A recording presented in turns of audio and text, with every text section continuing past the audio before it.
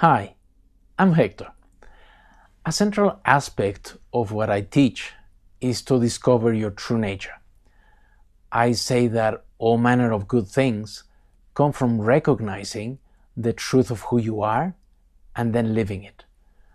For example, you start to embody a profound sense of peace, joy, and love. Living becomes much easier, and you naturally become kinder, generous, and compassionate. So, what exactly do I mean by your true nature? When I talk about discovering the truth of who you are, I've had people tell me that they're worried that they may find unpleasant things about themselves. They are afraid that they may find out that maybe they're not very nice people after all, or that somehow they will have to face the dark side of themselves. But this is just the mind, you see.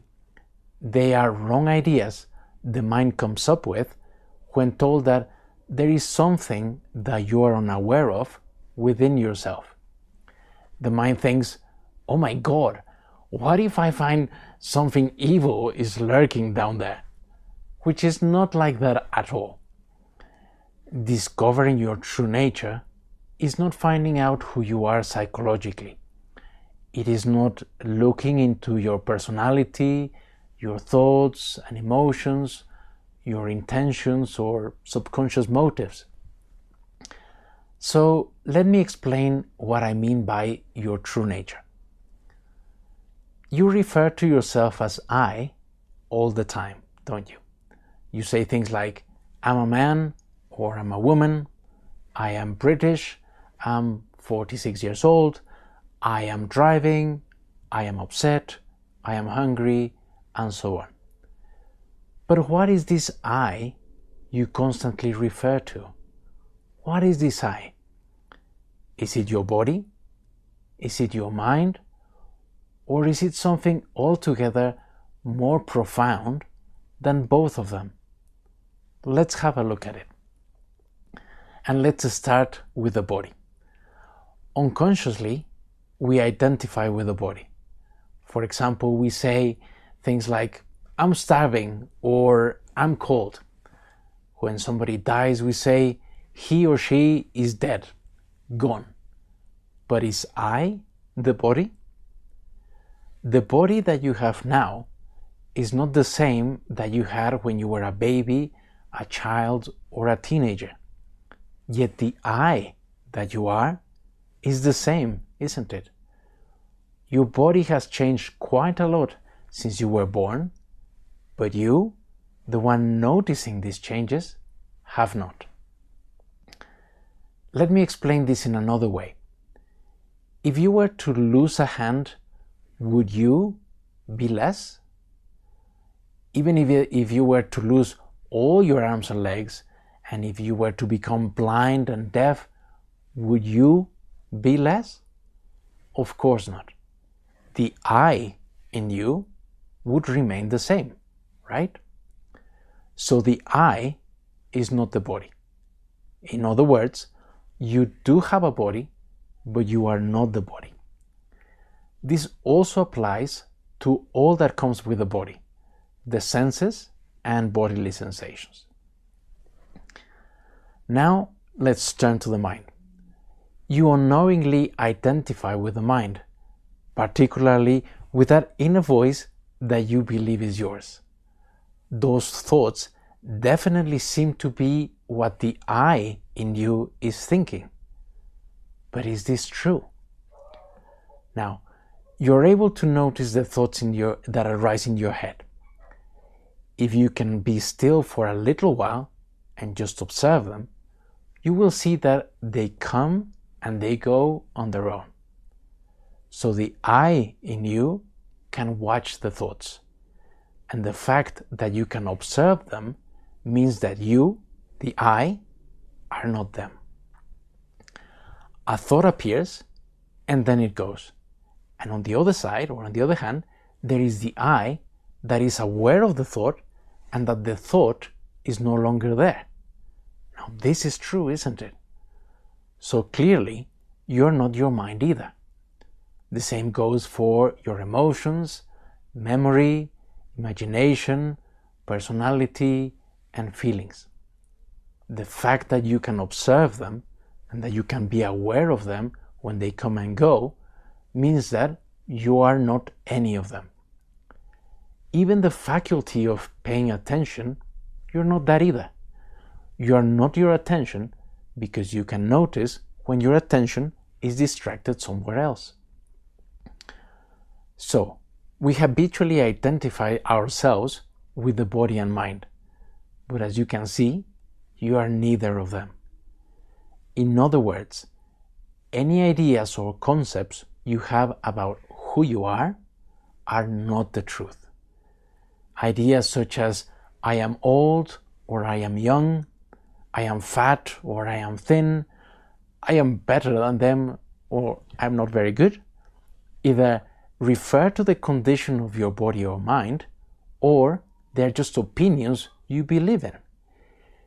Whether these ideas are positive or negative, whether they are true at any given time, it does not matter.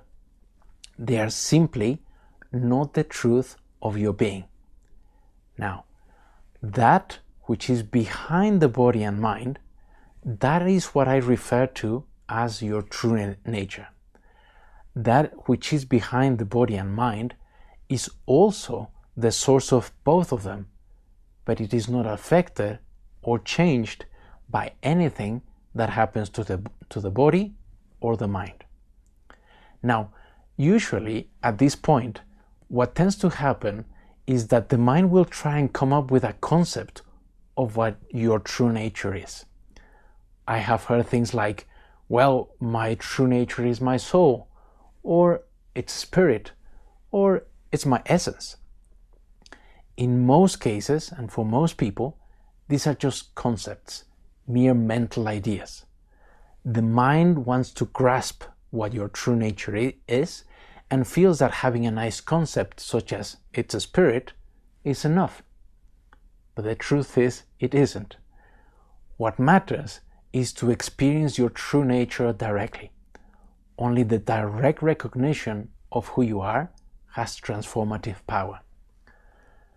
Merely thinking that you are spirit won't be of much help to you next time you are in a difficult situation or you are under pressure.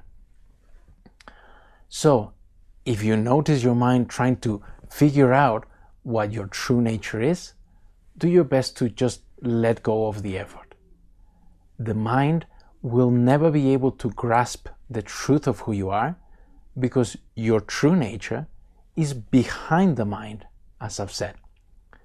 Trying to mentally figure out your true nature is like trying to fit the ocean in a spoon. It's utterly impossible.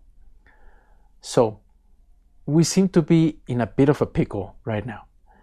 How can you discover your true nature if the mind cannot understand it? While no words can accurately describe the reality of who you are, I can certainly give you some pointers to help you experience it directly.